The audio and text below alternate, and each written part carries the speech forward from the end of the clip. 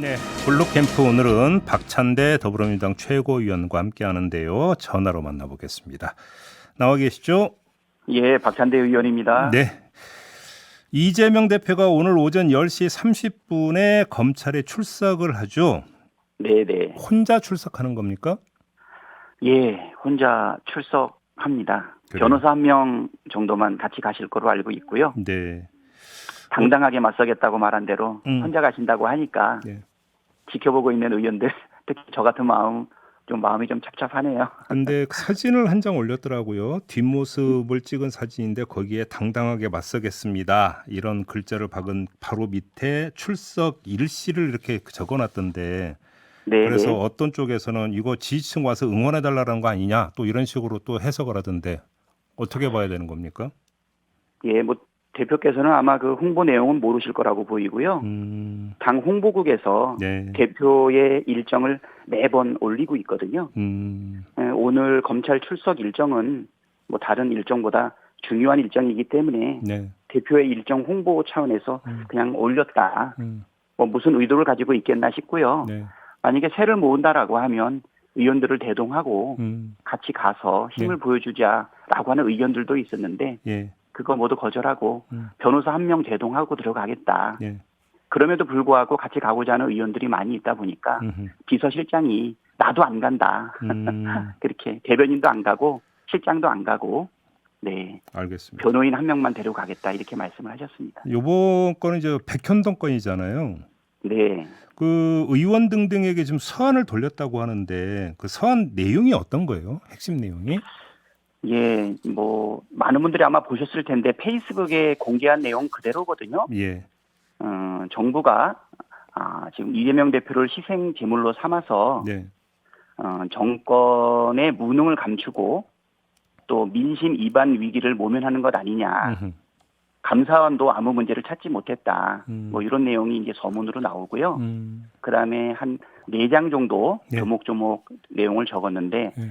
민간에 특혜를 줬다거나 또는 배임죄라거나 하는 검찰의 주장이 얼마나 터무니없는 것인지 근거를 들어서 조목조목 반박을 했는데요. 우리 청취자분들께서도 직접 살펴보시면 네. 검찰의 수사가 매우 정치적이고 또 무리하다라는 사실을 명백하게 확인할 수 있을 것이거든요. 우리가 여러 번 경험했지만 검찰의 언론 플레이와 가짜 뉴스에 속지 말고 네. 직접 확인해보라는 취지에서 공개한 것으로 이해가 되는데요. 한편으로 전문가들은 이런 허술한 내용으로 기소하는 것은 무리다라고 하는 의견들이 중론입니다. 알겠습니다. 한 검찰이 가지 더 말씀하세요. 말씀드리면 예. 재판에서도 무죄 판결이 날 것이 거의 뻔한데 무리하게 기소하는 것은 검찰의 목적이 기소 그 자체에 있다. 아니면 말고식의 부정적인 이미지를 덮어 씌우려는 의도 아니겠나. 네. 이렇게 알겠습니다. 생각하고 있습니다. 지금 네. 보도를 보니까 검찰이 250쪽 분량의 질문지를 준비를 했다고 하던데요.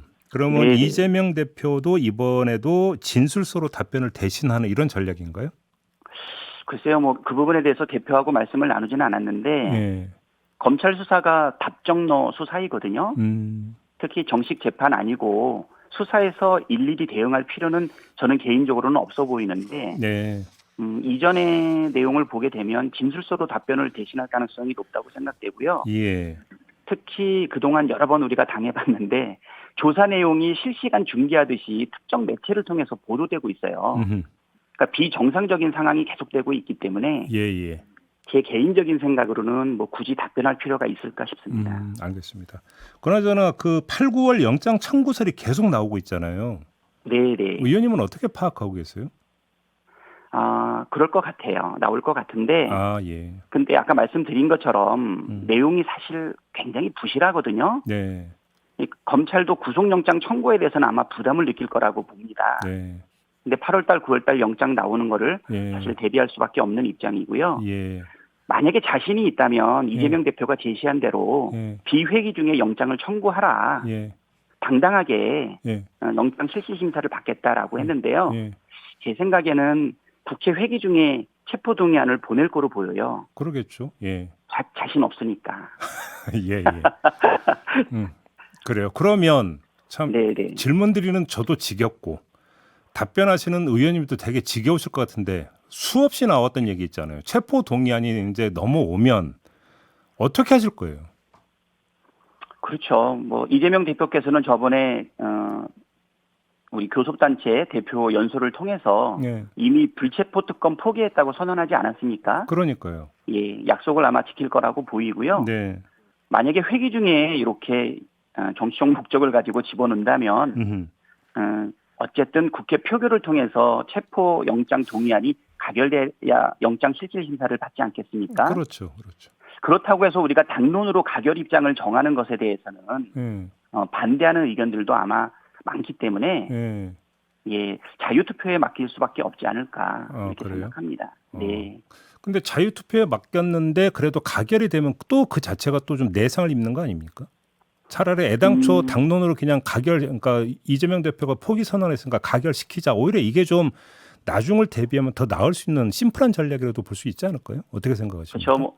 뭐 여러 가지 생각해 보면 그렇게 의견을 제시하는 분들도 계시거든요. 예. 근데 이것을 당론으로 가결을 채택하자라고 하는 것은 정당한 영장 청구에 해당되는 부분인데 예. 그 점 많은 때문에 의원들이 많은 의원들이 그렇게 생각하지 않고 있고요. 물론 이제 당 대표는 연설할 때 정당한 거냐 아닌 거냐 구별하지 않고 영장 청구하면 특권은 포기하겠다. 대신 우리가 비회기 기간을 충분히 열어놓겠다. 이렇게 얘기를 했고요.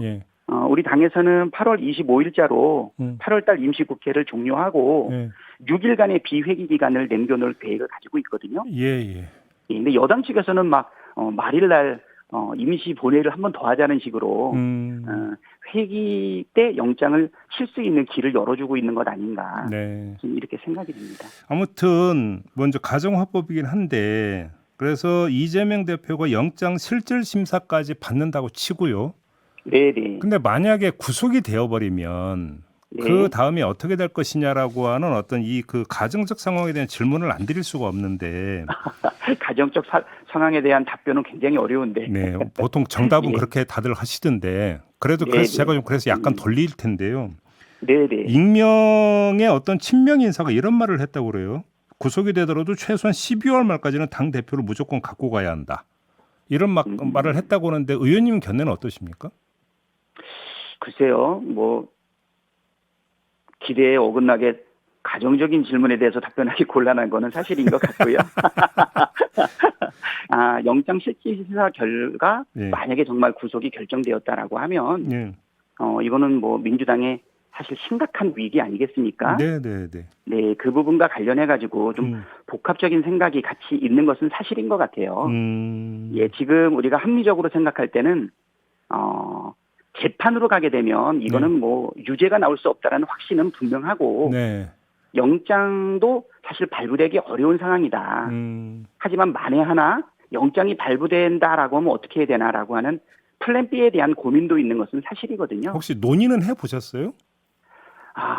공개적으로 논의는 할 수 없는 부분이죠. 물론 공개적으로 할 수 없겠죠. 근데 이제 가까운 분들끼리는 논의해볼 수 있는 거잖아요, 사실. 고민은 좀 하고 있는 상황이고요. 근데 이게 지금 익명의 친명 인사 이야기하기 전에 이원옥 의원이 저희하고 인터뷰하면서 이런 비슷한 이야기를 한 적이 있었거든요. 이재명 대표가 설령 구속이 되더라도 당 대표직을 내려놓겠느냐, 안 내려놓을 것이다. 이런 이야기를 그 인터뷰에서 한 바가 있었는데 어떻게 받아들이세요? 글쎄요. 아마 우려를 얘기하는 것 아닐까 생각이 되거든요. 지금 비명계 인사들은 늘 단결을 이야기하거든요. 뭐 오늘 또 더 언급될지 모르겠지만 혁신안과 관련돼서 반대하는 이유 중에 하나가 뭐냐면 단결이에요. 그래서 정말 단결을 비명계 인사들이 정말 중요한 가치로 생각한다면 그 단결의 모습을 지금 좀 보여주시면 어떨까. 그래요? 정당한 전당대회 절차를 통해서 뽑은 당대표에 대해 가지고 소수의 의원들이 끊임없이 지금 흔들어내고 있거든요. 쉽게 뭐 지금 의원님이 말씀하시는 단결이라고 하는 게 당대표를 중심으로 한 결속 이걸 뜻하시는 것 같은데. 네, 그렇죠. 왜냐하면 총선은 의원들로만 치를 수는 없거든요. 그러면 구속 상황이 발생하더라도 당대표를 중심으로 한 결속 이런 말씀이신가요? 단정적으로 얘기하기 어렵고 저는 개인적인 제 생각으로는 필요하다면 그것도 가능하지 않나 생각합니다. 그렇게 보시는 거고. 네. 그렇지만 결론이 전혀 나 있지는 않은 상황이다. 네. 좀 이건 또 의원님하고도 연결되는 부분이라 이 질문까지 마저 들어야 될 것 같은데 네, 지금 네. 또 하나가 지금 그 쌍방울 대북 송금 사건 재판 진행 중이잖아요. 그래서 네. 근데 관련해서 그 의원님이 네, 이화영 네. 전 부지사의 40년 지기와 부인에게 전화를 했다 이런 보도가 전에 나온 바가 있었거든요. 예, 그랬죠. 네, 사실관계를 좀 확인해 주실 수 있습니까? 예. 부인에게 전화했다라고 하는 것은 오보입니다. 통화한 적 없으십니까? 통화한 적은 있는데 예. 제가 뭐 적극적으로 전화를 드렸다든가 그분한테 전화를 받았다든가 하는 그런 것은 아니고요. 예. 실질적으로 저번에 제가 한번 로텐더홀에서 기자들한테 한번 말씀드린 게 뉴스에 한번 나오는 게 있었어요. 사실 그게 내용에 정말 중요한 핵심이거든요. 네. 지금 보수 일부 언론에서 네. 박찬대가 회유 압박에 나선 모양인 것처럼 이렇게 꾸며가거든요. 직접적으로 표현은 안 하더라도. 그러니까요. 예. 근데 회유 압박에 주된 당사자인 이화영 전 부지사의 부인을 제가 한 번도 본 적이 없어요. 근데 의원님 조금 전에 의원님이 전화 건 것도 아니고 네. 부인께서 전화를 해온 것도 아닌데 통화는 하셨다면서요. 그러니까 그 상황이 교묘하게 만든 거죠. 그러면 저도 아니 기사를 통화가 어떻게 이루어질 수가 있는 거예요, 그러면? 누가 아까 말했던 그 이화영 전 부지사의 직위와 만난 것은 사실인데요. 야. 그분은 우리 당내 인사고 또 지역위원장을 하고 계세요.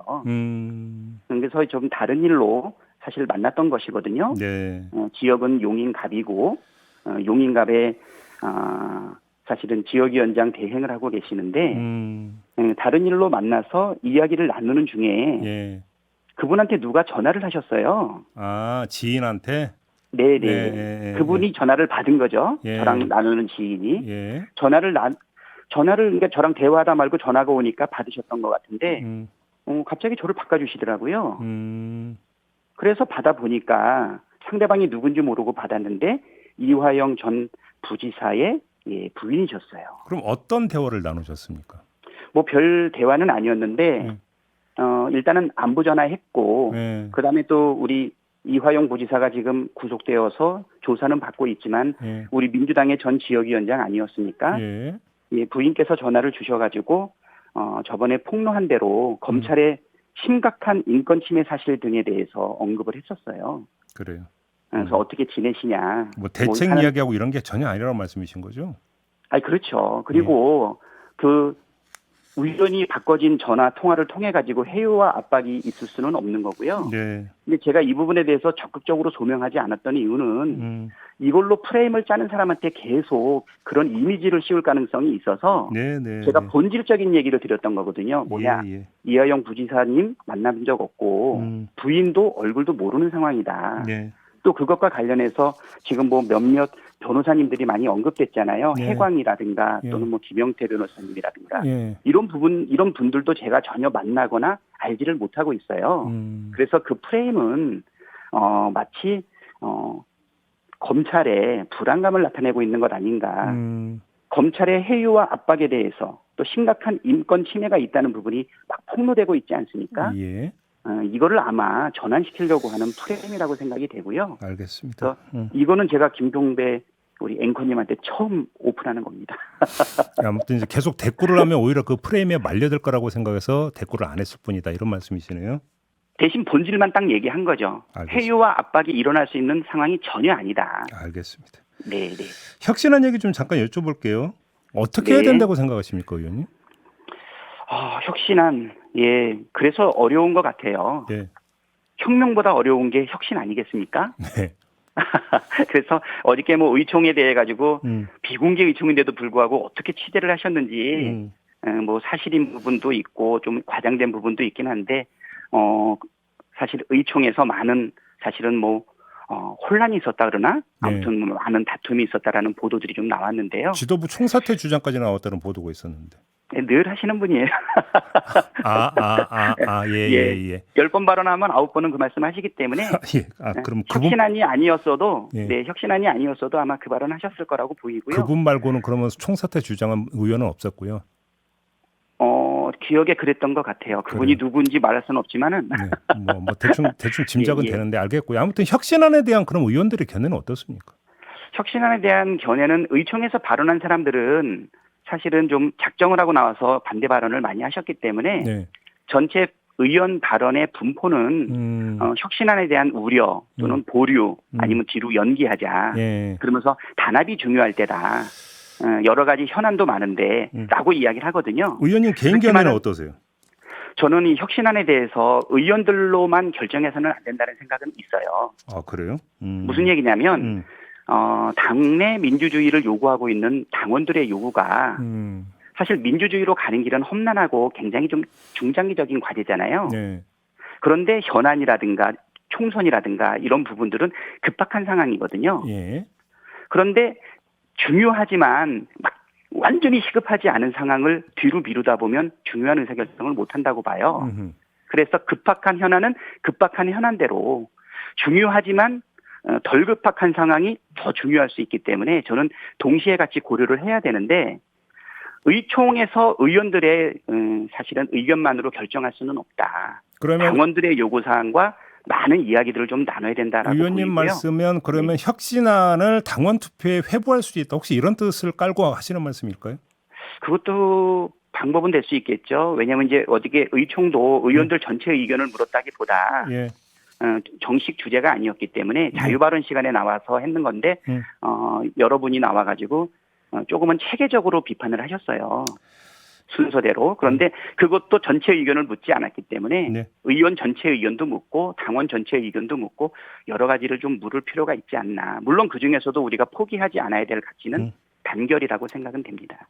이낙연 전 대표가 가야 할 곳으로 가고 있지 않고 엉뚱한 곳에서 헤맸다. 지금 이런 평을 내놨는데 이건 어떻게 받아들이세요? 혁신위를 얘기하는 건가요? 주어가? 아마도 이제 아니면 민주당? 뭐 민주당일 수도 있고 혁신일 수도 있겠죠. 예. 뭐 그런 비판적 시각 뭐 필요하다고 봅니다. 네. 아무래도 지금 이 답답한 전국 내에서 우리가 잘 견디고 예. 그리고 버티고 나름 싸우고는 있지만 예. 만족할 만한 지금 성과를 내고 있지 못하기 때문에 예. 아마 그러한 사실은 말씀을 주신 것 아닌가 싶은데요. 그런 의견까지도 소중하게 받아서 네. 정말 국민들이 원하고 그다음에 당원들이 원하는 방향으로 나아가야 되지 않나 이렇게 생각합니다. 모범 답안을 말씀해 주고 계시네요. 죄송합니다. 마무리하겠습니다. 고맙습니다, 의원님. 예, 네. 감사합니다. 박찬대 네. 더불어민주당 최고위원과 함께했습니다.